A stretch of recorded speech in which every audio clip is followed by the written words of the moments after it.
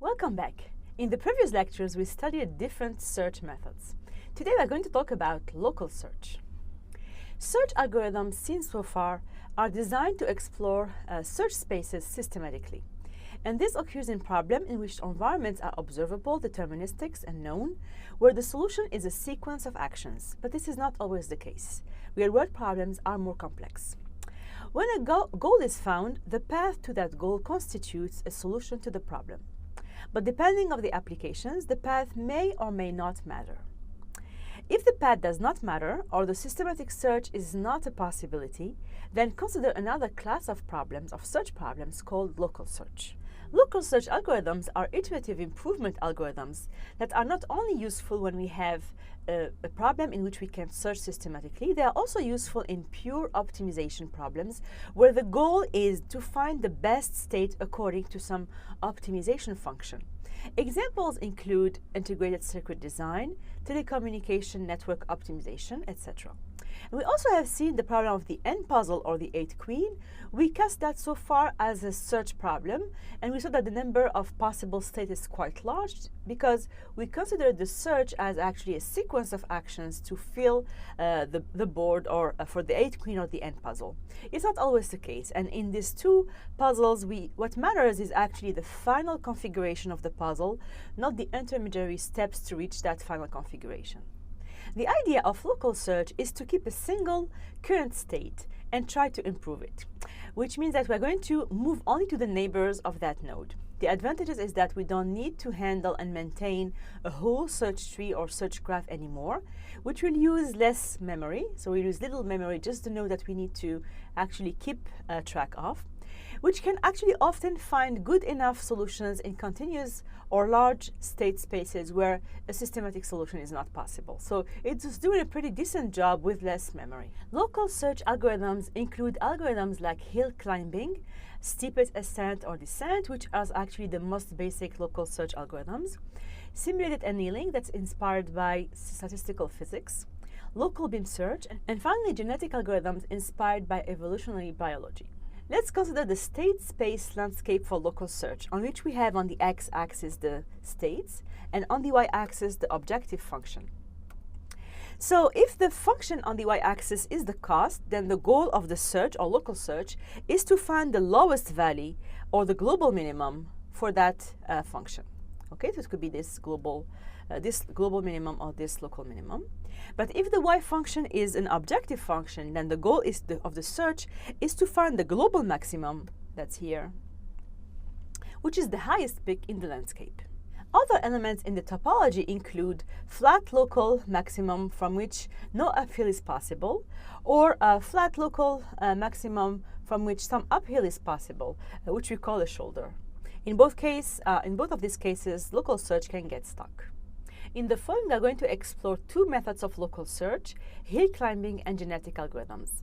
Hill climbing constitutes the most basic methods for local search, and is also called greedy local search because it looks only to the immediate good neighbors and not beyond. So imagine we are in this node here, in the current state, we're going to look only to the neighbors of this node and try to go uphill to reach preferably a global maximum, but if not, a local maximum. So the search moves uphill, which moves the direction of the increasing element value to find the top of the mountain. It terminates when it reaches a peak, but also can terminate with a local maximum, ideally a global maximum, or can get stuck and no progress is possible if, for example, it's in a flat local maximum.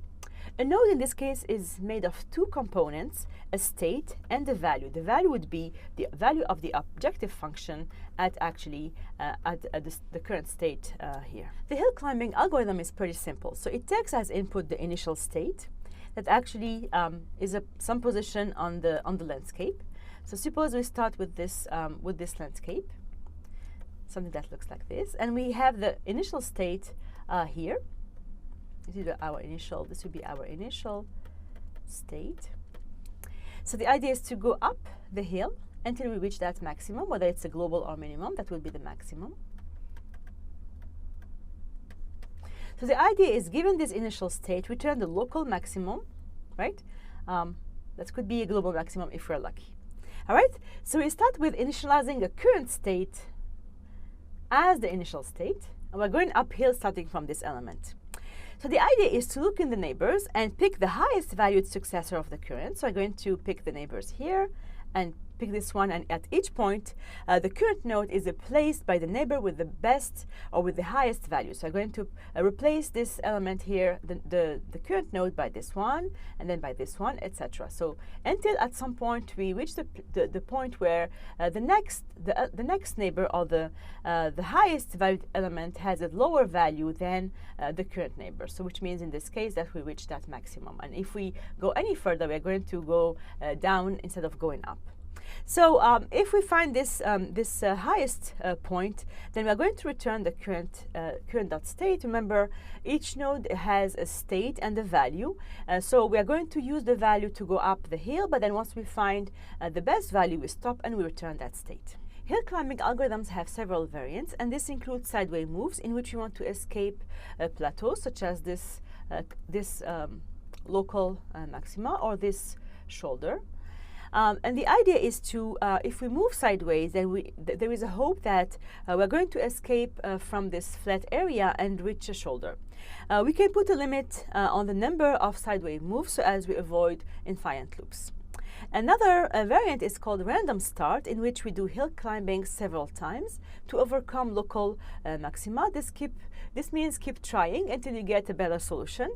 So it depends on the problems. If the problems requires to find the goal, then we could do that several times until we find the goal. And if the problem is to optimize some objective function, that we could do the local search several times until we reach the maximum value for this function. And finally, stochastic hill climbing chooses at random among the uphill moves in order to find better solutions than just looking around the current state. Hill climbing algorithms are effective in general, but depends a lot on the landscape shape. So for example, if we have one or more local maxima, if we have many shoulders, the search can be more or less effective. It has been successfully applied in many real-world problems after a reasonable number of restarts. One of the variants of hill climbing is called local beam search, in which we maintain k states instead of maintaining only one single state. But the other difference is that the states are communicating useful information in order to make a more effective search. In order to help alleviate the problem of the state agglomerating, which may happen when states communicate, we use what we call stochastic beam search, in which we choose k successors at random. Now, how about genetic algorithms? Genetic algorithms is a variant of stochastic beam search algorithms, in which successor states are generated by combining two parents rather than by modifying a single state. The process is heavily inspired by natural selection, in which we start with k randomly generated states called population. Each element in the population is called individual. An individual is usually represented by a string of zeros and ones, or by a string of digits, in general by a finite set of elements. The objective function is called fitness function, in which better states have a better fitness or better objective function, or high values as compared to the other states. In the 8-queen problem, for example, an individual can be represented by a string of digits between 1 and 8 that represent the position of the 8 queen in the 8 column. So for example, for this first column, the queen is located as at position 3. In the second one, it's position 2. In this one, position 7, then position 4, position 8, position 7, 6, 5, and 5, and then at the end, position 2. So this string here would represent actually the encoding of this state in the search space. A possible fitness function for the 8-queen problem could be the number of non-attacking pairs of queens. And for solution, this will represent 28, which is 7 plus 6 plus 5 plus all the way down to 1. So this will represent the number of non-attacking pairs of queens in a successful board of the 8-queen. In genetic algorithms, pairs of individuals are selected at random for reproduction with respect to some probabilities. A crossover point is chosen randomly in the string, and at this crossover point, we are going to cross the parents to create an offspring. Each element in the string is also subject to some mutation with some small probability. In the case of the 8 queen, it's possible to cross over the boards. For example, if we have these two unsuccessful boards, so one of them is parent 1, the second parent, it's possible to cross over these two parents to build a new board. The crossover point will be this point here. And we get, from the first board, we get this first part, and we put that in the child or in the offspring. And from the second board, we get this second part, and thus we did a crossover of these two parents to build a new board. So let's use the representation we have seen before to represent each board. So remember, it's a sequence of digits. So suppose we have 4 boards, B1, B2, B3, and B4. And we want to generate from these 4 individuals new boards. So we could first do some selection. So we will select board 1, 2, and 3. We don't select board 4. Note here that the fitness function for this board is given by this red value here, 24, 23, 20, and 11 corresponds to the number of pairs of queens that are not attacking each other. So we are not reaching 28, which is the best solution.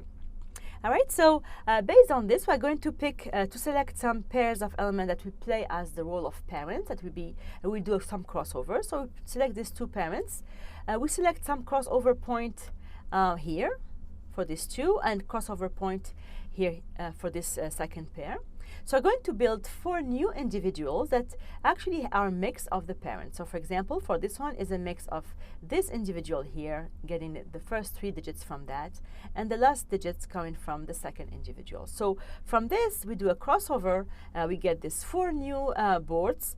After that, we could apply the mutation with some small probability, such as replacing the 5 here by 1, replacing the element 7 here by 2, and replacing the element 1 here by 7. The following algorithm reflects the process that we just described. So the algorithm receives as input the population and the fitness function that we want to maximize. And we return an individual, and this individual is the best one in the population with respect to that fitness function. So the process is to start a new population. Initially, the population is empty. There are no individuals.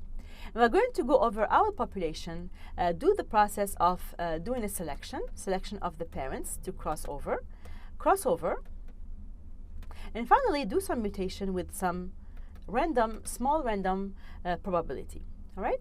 So this will create a new child, and we need to add this child to the new population, and we start the process over until actually either we have some good individuals in the population that are fit enough, or the time has elapsed. So the process is just starting from this population, create a new population by crossing over the old population, mutation, and then keep doing it until the population has some more variability, and with a good chance to have some individuals that are fit enough to be represented as the solution.